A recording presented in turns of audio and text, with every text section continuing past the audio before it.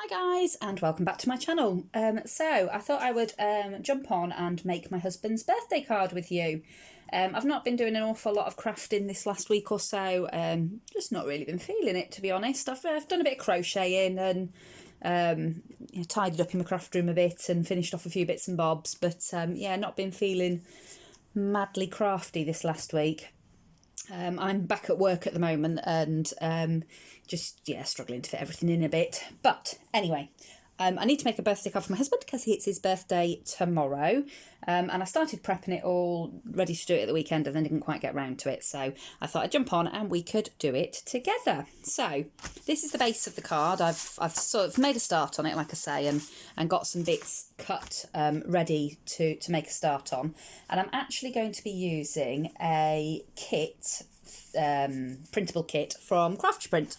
And it's this one here, which is obviously a chap doing a vintage motorbike. Now my husband's really into motorbikes and he has just brought a vintage motorbike to restore in preparation for when he retires, which he's hoping will be in the not too distant future, and then he'll be able to have his motorbike to play with. So I thought this was quite an appropriate little card set. So all I've done is I've sized it to the size that I want. I've just done that in WPS, which is like a Word type program on my computer. Resized it and then printed it out in colour. I've then fussy cut out all these sort of, there's some other bits here because it's one that you pop up and you layer up. So I've cut all of those bits out and edged them all with a bit of distress ink. I have cut the front layer for the card and this is the base layer because I'm going to do mine as a easel card. And then I've also, because I like to strengthen it up, because this craft card that I'm making it out of is actually not all that thick. So I'm going to strengthen it up with obviously those layers, but I've also cut another couple of papers that I think coordinate okay with it. These just for the background. So that'll go on the back of the card and obviously it gives me somewhere to stamp happy birthday and to write. And then that one's actually for the sort of inside of the card, just so that you're not looking at the join on here and also just to brighten it up a little bit. So I've got those already cut. I do need to ink around the edges of all of those and I need to put the actual card together. So I think I'll probably start with that. So for this, because I'm doing an easel fold, all I've done is taken the image that I'm going to put on the front and I've cut an A4 strip of paper. I've cut this about, because this is about 7 1/4, so I think I've cut the card about 7 1/2. So it's got like a 1/4 inch border. And I've cut 2 strips of A4 card. I've just cut them at 7 1/2 across. Then on my scoreboard, I've then put it on the scoreboard and I've scored it at 7 1/2 that way. So I've then got these folds on them. And then what I'm going to do is join the folds together to create the easel card, which will stand like that. That's the sturdiest way that I've found of doing it and the way that works best for me. Now I find the best way to stick this and to get it so that it all lines up nicely is to layer one side, like the front bit into the middle there like that, so that it's sort of all meeting up at the sides. Just make sure that that will actually close, because obviously I want my card to close flat when it's done. So I've now got one flap here, and obviously that's that piece of card, and I've got one flap here, and that's the bottom piece of card. And all I'm going to do is with I've got one of these tape runner things. I'm going to run a length of tape just down, just that first bit, because that's the only bit that's actually going to join. And I'm a belt and braces sort of person, so I do also like to just put a little bit of tacky glue. It's that sort of security of, I know that the card will stay together, but also it just gives me just a little bit of wiggle room once I put the card together. So if I haven't quite lined it up, or if it's moved while I've been putting the tape and whatnot on, I will be able to just wriggle it about a little bit and get it absolutely bob on. So now I've done that, I'm just going to press that down and make that nice and secure. And now what we end up with is one piece of card that's got this join in the middle, and that's the back. This is the base part, and the card will stand. It's quite hard on this camera to show you, but it'll stand like that. But obviously, as I said, that's actually quite flimsy because this isn't a very thick card. So I'm now going to build up the layers of the various cards and things on here, and that will just make it all that little bit sturdier, and it will make it stand up. So just tilt you back downwards a little bit. So I think I'll start off by just putting the easy ones on that I've not really got to do anything to. So I'll start off with just the back and the inside layers, which are these. Now I am just giving everything a little bit of distressing around the edge because it is a vintagey image that I'm using, and I like to frame all my bits of paper with a little bit of ink. I always think it gives it, it sort of draws the eye in at that little bit, and it makes it so that your paper looks finished, because sometimes you can end up with those raw white edges and it just looks a bit sort of unfinished. This to me gives it a bit more of a professional finish. So I'll do that on all of my pieces. There we go.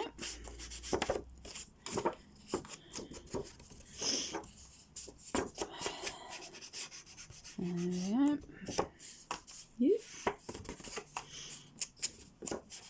I think I might be coming down with a bit of a cold as well. I've had a headache all day today and I feel a bit sniffly. Now while I've got my ink out, I'm just going to ink the main image as well, because I haven't actually done that. I'm sure you all want to sit there and watch me inking up pages. So I am sorry, I should have done this beforehand, but it's only so organised I can be on a Wednesday night after work. Right.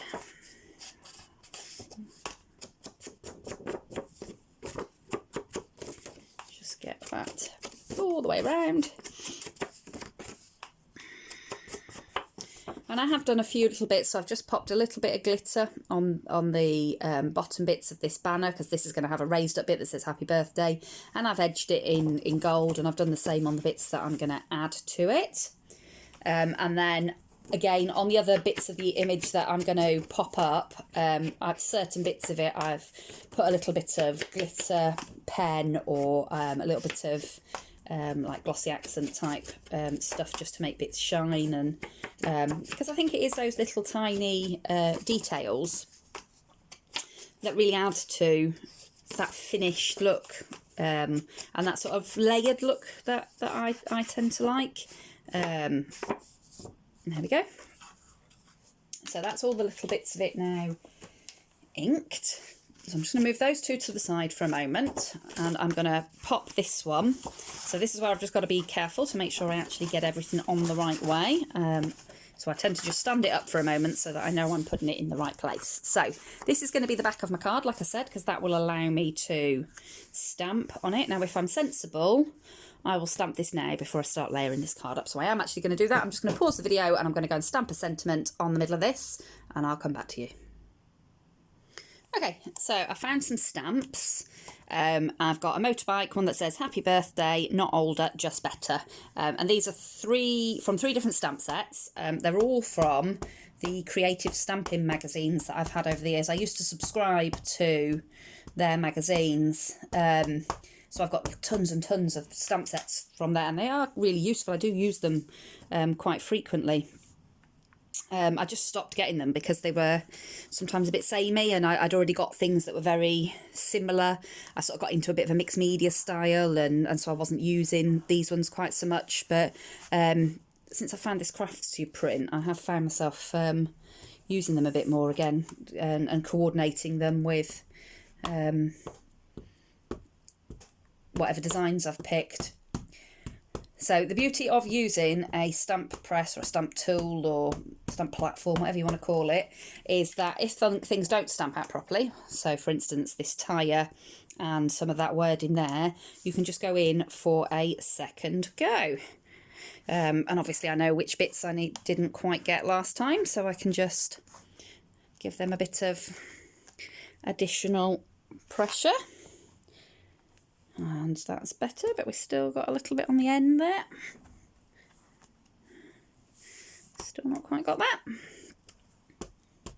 This is the beauty of it, and I sort of didn't think I wanted one. But then I saw some people using the pink one. I think, is it the Misty, I think it is. And I thought, oh yeah, that's really, really good. But it was a bit sort of pricey. And I found this one on eBay. It's only about £20. And it's been absolutely life-changing when it comes to stamping. Because I used to get so frustrated because I'd do something, wouldn't come out properly, and you can never replace it by hand. And then you've ruined, you know, a piece of cardstock. And when you're using, you know, nice bits of design paper, it's frustrating to then lose that bit of cardstock. So I really rate these stamp platforms, and I wouldn't be without mine now. I did have a homemade one that I made with a picture frame that folded, that was hinged, that was okay. I've still got it somewhere because it's slightly bigger, but this one's easier because it's got the magnetic platform and it's got the sponge bit that you can take in and out, so you can use the thicker mounted stamps. So that's now stamped up and ready. I just used some brown Stays On ink for that one. And all I'm going to do now is mount that on the back of my card. So again, I'm going to use a bit of a combination of the tape runner and the glue, and I like to use both because the tape runner gives me that immediate hold.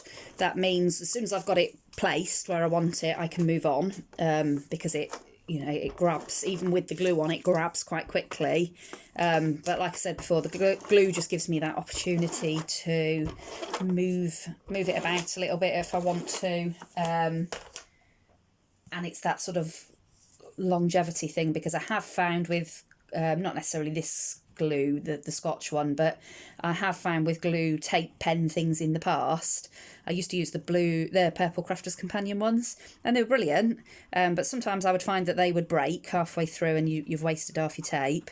And the other thing is, I found that there were some Christmas cards that I'd made and I hadn't, for whatever reason, I hadn't given them out. They were still on the shelves in my craft room, and I found after a while they started to fall apart. The ones where they were just held together with tape runners, they started to fall apart, whereas those where I'd actually used wet glue, that seemed to sort of stay together better. So that's why I tend to use a bit of a combination of the two.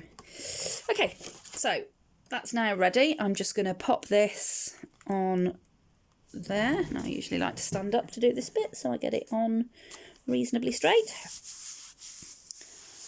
That's it. So that's now the back of the card, and obviously I'll be able to write a sentiment on that. And then what I'm going to do is just pop the starry panel on the inside here. Again, it covers up that sort of that line, the join line, and it also just gives a bit of colour into the background there. So I know somebody else tell me off for how much tape I use. I can't help it. It's just a habit that I've got into. I feel like I need to, I think if I could cover the whole thing in it, I probably would. My glue's clogged up. Just get me. These are the best things that I've found for unclogging your glue bottles, is beading needles, because they're very, very fine and very thin. So you can, you know, and obviously sharp because it's needle, so you can get them right down into the bottle, and sort of unclog your bottle with it. I think they were about £1 maybe off AliExpress, but I got a packet of about 30 of them. And saying that, my bottle's clogged up. Yeah.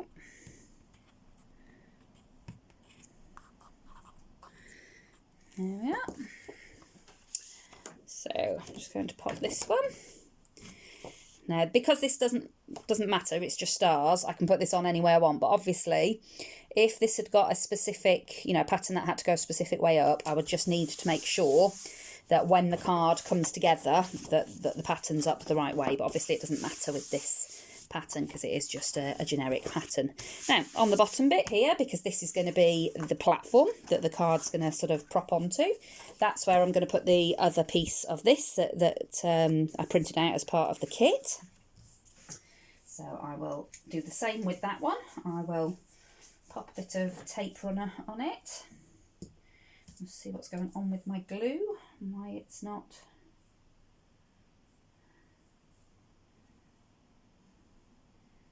flowing properly. Really probably should check these sorts of things before I turn the camera on, but you know, it's hindsight's a wonderful thing, as my grandma would tell me. Okay, so I'll give that a go.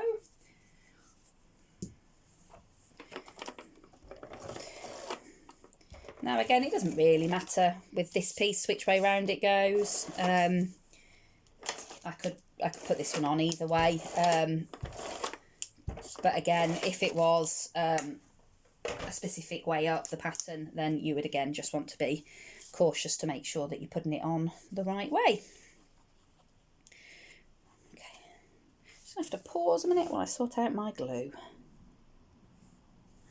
Okay. That was a bit of a fight, but I think I've got it sorted now. While I was off camera, I have also glued on the main image of the card. So obviously that's how the card's going to be. It's going to be just a standard easel card. So I've got, I found some trim that I quite like, which I'm going to place across the front of the card here as a bit of a stopper. So to do that, I think I will do it with a bit of hot glue, and I think what I will do is mark on the card roughly just where I want it to sort of start and finish.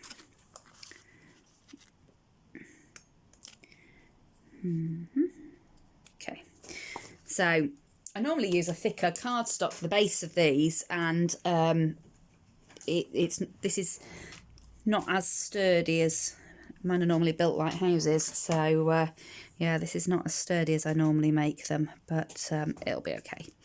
But I don't think I'll use one quite this thin again, to be honest, because I do like them to be chunky by the time they're done. Okay, so I've just put a little dab of glue on that side there, and then I will just put a few dots of glue just up the back of this trim and lay it in a line across like that, and just go off and rub the gluey stringy bits off at the end. But that's down, and just put a tiny little bit at the end here to make sure that that's fully glued. He's moved my gluing station. Just move that closer to me. So if you hear lots of squeaking and creaking, I've got a really creaky chair, and I keep meaning to ask my husband to sort it out and I keep forgetting. So I will have to either do that or just get the WD-40 out and do it myself. But it does want sorting out because it's noisy. So I've put those bits on, and now I'm going to turn it all the way over just so I can trim either side of the card and just tidy that up a bit. There we go.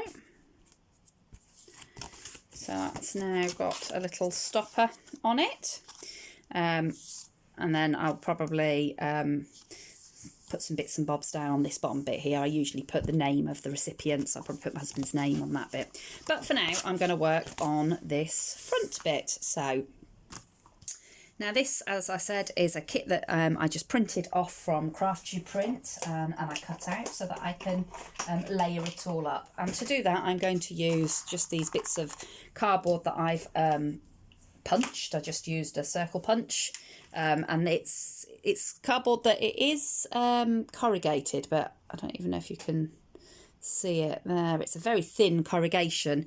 These actually are part of the packaging from a glossy box. My sister-in-law gets glossy boxes, and she saves all the packaging for me because it's thick enough to give a little bit of dimension to the cards, but it is thin enough that I can put it through a punch, which just means I haven't got to you know, keep cutting bits out. So it's a bit more like using the foam sticker type things. So yeah, I quite like it. I've been using this. I've had a couple of Amazon boxes, like Amazon packaging in the Christmas presents and things have come in, and they've been the same sort of weight of cardboard. So anything like that I've taken to saving, and I just use it with, as you can see, just a dot of hot glue on each one, and then you can sort of, you know, layer it up as much as you want. Now with a massive great big space like this, I could have got a piece of card and cut something out, but as you can see, I'm quite lazy and I can't be bothered, so I'm just going to glue on hundreds of little circles instead. I was going to say squares then. It's been a long day. Yeah, I don't know. There we go. So we put one there. Now, as you can see from the tape and from this, I like to go overboard when it comes to gluing surfaces or you know, building surfaces up. I'm a better safe than sorry sort of person. So I've just trimmed one of them down for this little oil can here, and I'll pop that one on like so. Okay, and then glue strings everywhere. I'll just whiz over them with the heat gun in a minute, and that'll get rid of those. So then what I'm going to do with this is glue it on like that, and it's giving it just a little bit of dimension, so you're getting some shadows and things behind it, but it's not super high, so that, you know, it's difficult to get it in an envelope or something, although I usually then go and add a billion flowers and things to the top, which makes it impossible to put in an envelope. But you know, I just make my own envelope then, because that's the beauty of having all the kit to make all your stuff. You can customise. Okay, so that one's on. Just make sure my little oil can's all lined up nicely. So then we've got some other layers. So I've got this happy birthday, which is obviously going to sit in there. So I think I'll pop that one on next and put some, I've gone out of focus. My camera's not great when I film at night when I've got artificial light. It sort of doesn't focus all that well, or it'll do this weird autofocus thing where it's in and out and in and out. And I keep thinking I could do with really having a look at other apps, because I've been told that you can get apps on your phone that, you know, it's like a camera app that comes with your phone, but it's just a better quality app. So I keep meaning to have a look, but it's one of those things that's always perpetually on my list of, I'm going to do that at some point, but some point never seems to come. But never mind. So that's that one on. And then I'm just going to layer this one up. So that's the thing I like about these Craft Your Print set things, is they're easy. You don't have to sort of put too much thought into design, because obviously a lot of that's already been done for you if you buy the mini kit ones. Obviously you've got to cut them out and, you know, finish the edges and things like that, and cut all your base layers and all that sort of stuff. But you can make them as simple or as elaborate as you like. So, you know, you can go totally overboard with the embellishments and, you know, make it super, super spectacular. Or you can just sort of do it using the, you know, the elements that come in the little kit, and it still looks fantastic when you're done. And that, you know, that's good for, because, you know, some people don't like really over embellished cards. Some people like them really sort of clean and simple looking. And I think you can get a clean and simple look, but with that layered effect at the same time. So yeah, I'm really enjoying these at the moment, particularly for cards where you're struggling a little bit for inspiration. I always struggle with men's cards. I never know what to do. And they end up taking me ages, because I'm, you know, trying to think of something a bit unusual, a bit unique, because like most crafters, I've got myself into that situation where I've made so many, you know, pretty good cards over the years that it's expected now. Everybody, you know, everybody expects a super cool card on their birthday or whatever. And it's almost sort of like, I'm running out of ideas, you know, don't always know what to create. So so these are really good for when you're feeling like that. And like I said at the beginning of the video, I've not been feeling all that crafty or sort of creative this last week. So this is quite nice because, you know, I still get to make my husband a card, and, you know, he's fantastic, my husband, so I wouldn't want to just go and buy him a shop bought card. But at the same time, it sort of takes some of the stress out of it, because I've not got to sort of worry about that design element as much, because, like I say, it's a lot of it's already there for you. So this is little lunchbox or toolbox or whatever you want it to be, just going in down the bottom there.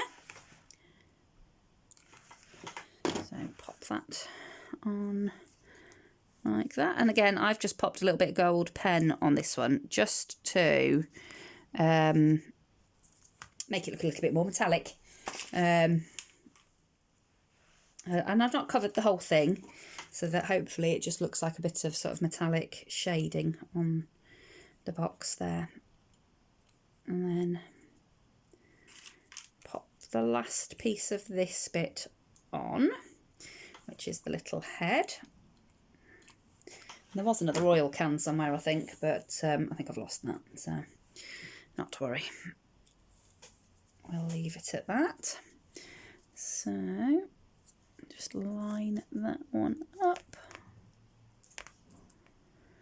So if you're not confident in lining the pieces up, I would suggest starting off with wet glue. You have got a bit of wriggle time with a hot glue, depending on how hot your glue gun gets, but it's nowhere near as much as obviously with a wet glue. So, you know, if you feel like you need that confidence, then you probably start with just a plain wet glue. So that's the actual kit, and that's as it comes from Craft Your Print, but then I'm going to just embellish it a little bit. So I've got this little jam jar that I have filled with cogs that I have made previously. I've just cut them with dies from my stash, and then I've heat embossed them with various different metallic embossing powders. And there's a few little dials and things in there as well, which I may or may not use.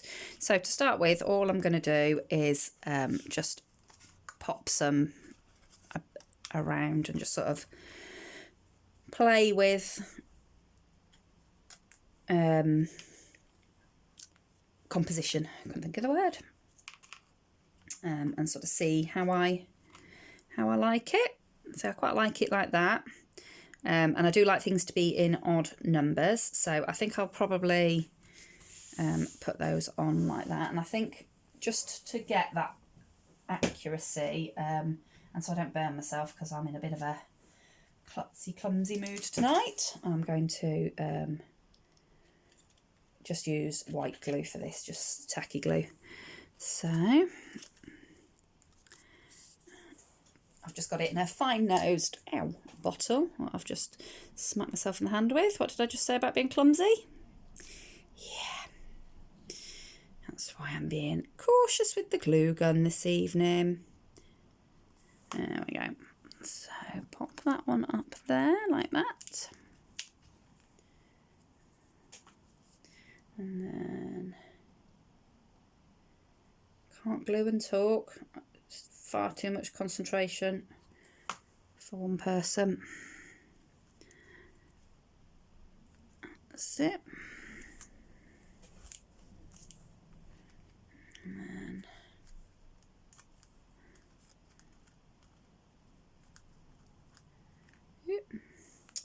see, this is the thing I don't like about white glue, is it? You don't get that immediate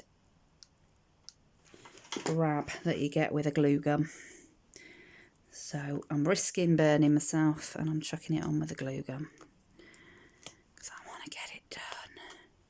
I'm crocheting a temperature blanket at the moment, and for those of you that don't know what that is, basically you take the temperature in your local area every day and you crochet a square, and you sort of do it as it's two circles that you then crochet into a square, and the inner circle is crocheted in a colour that correlates to the lowest temperature for the day, and the outer circle is crocheted in a colour that correlates to the highest temperature for the day. So I've got a whole range of yarn colours with different that sort of tie up to different temperatures.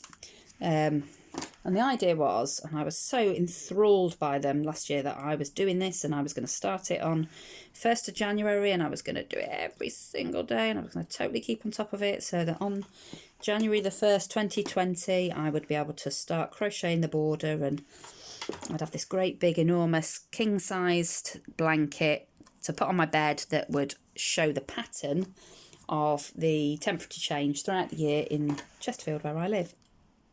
And I started really well, and you know, got behind here and there, but nothing that I couldn't sort of jump back on and catch back up. And then I've been totally rubbish since earlier in the year, and I've just managed to get up to the middle of September, and obviously we've just entered December, so yeah, got to try and catch up on that before January hits us. So I think that's why I've not been crafting as much, because that's on my mind and I'm wanting to get that done. So I've also got these lovely little charms. So I've got little rulers and hammers, spanners, wrenches, pliers, all that sort of thing.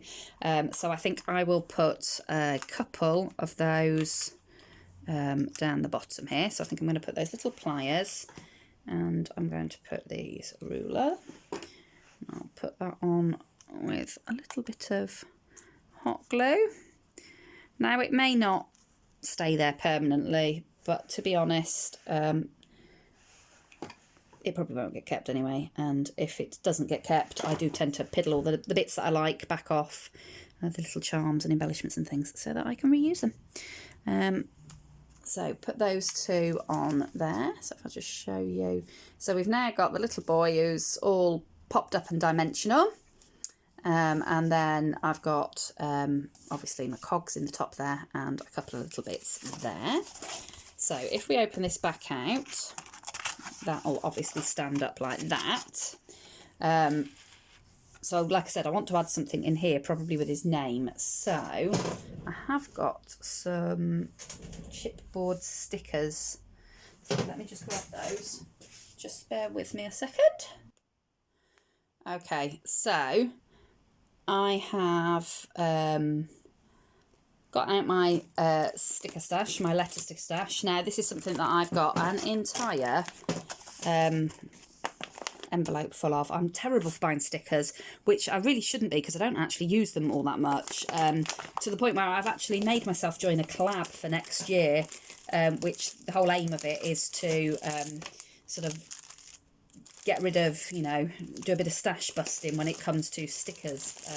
And I just thought that is definitely the collab for me, because I am really naughty for buying them, and then they just sit in these folders. I've got a whole crate that's just full of various stickers, and I tend to reach for my dies, not my stickers, so we'll have a look.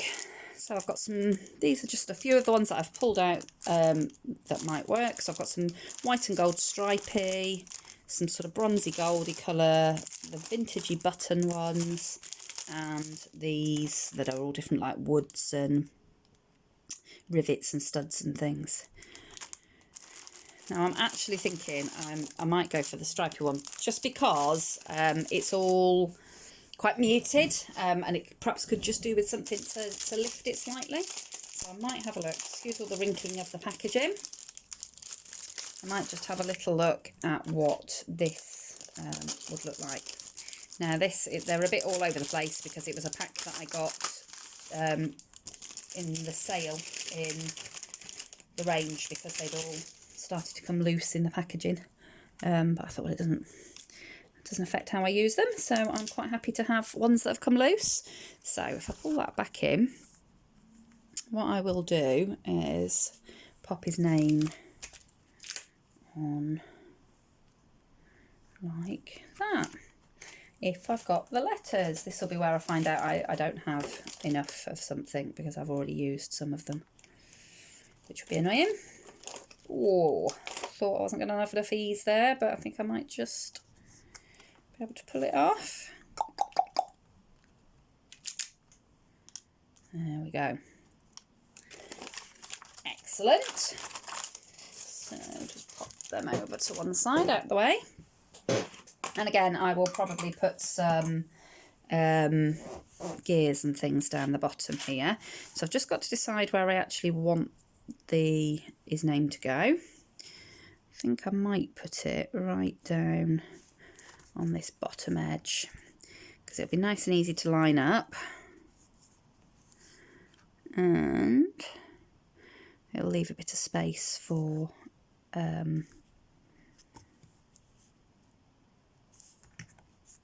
cogs and things. Okay. I think I will probably need to put a little bit of white glue on these, because they are not particularly sticky, to be honest. And I'm not confident that they're not going to move as I put it in the envelope. So yeah, that's what I'm going to do. I'm going to pop some glue on. So I will just pop you on pause, because you don't want to sit there and see me sticking some letters on. Back in a sec. Okay, as you can see, I've put the name down, but I've also added a few other bits. It just looked a bit too plain. There was too much of this orangey red in the background, and not enough filling that space. So I cut a strip of the backing paper that I used, the bit that was left over. Cut a strip of that down, inked all around the edges, and I've sort of used that as a box to frame the name. And then I've done a little cluster of cogs here to the side, and I've got this little one that I'm going to just adhere down to the bottom, right down there. Just pop that one on like that. And whilst I was playing, I came across some of these paper dials.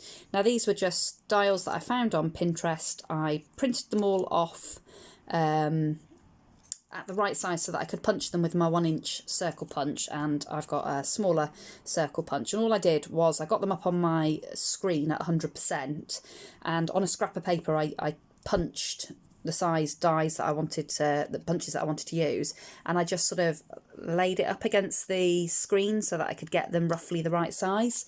And I'd got a few of these left over from another project that I did. And they're odometers and things from bikes and cars, so I thought they went quite well with this.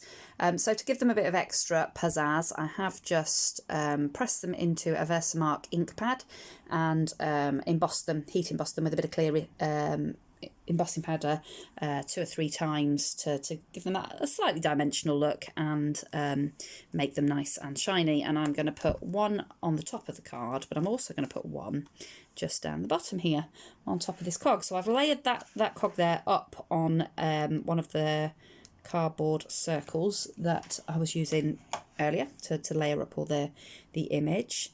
So I layered one up on that, and then I'm just going to use this dial to cover that circle and add a little bit more interest to this bottom piece here.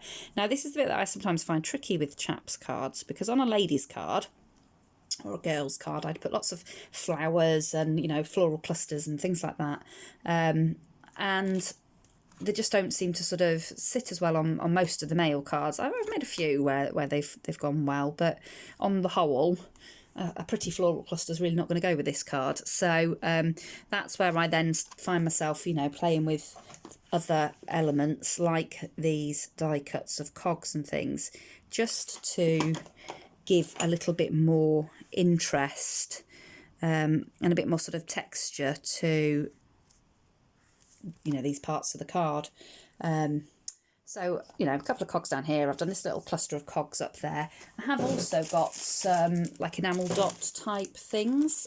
So I've got this pack that came from the works. They were £1 and they're glittery. You've got some sort of like gunmetal silver, some gunmetal grey type colour, some gold ones and some red ones. But I've also got these that are like, they are slightly shiny, but they're not glittery.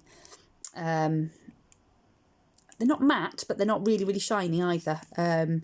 So I really like those ones. They're a bit unusual, and they were about 70p from AliExpress. So I think I'm going to put some of these on as well. So do I want to put anything else on this bottom here? Do I want to put...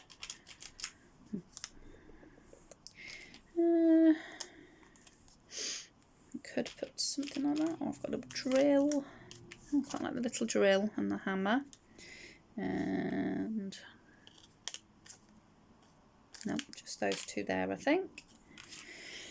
So again, I'm just going to put a little dab of the hot glue. Now, if I wanted these to be absolutely not budging, I would use glossy accents.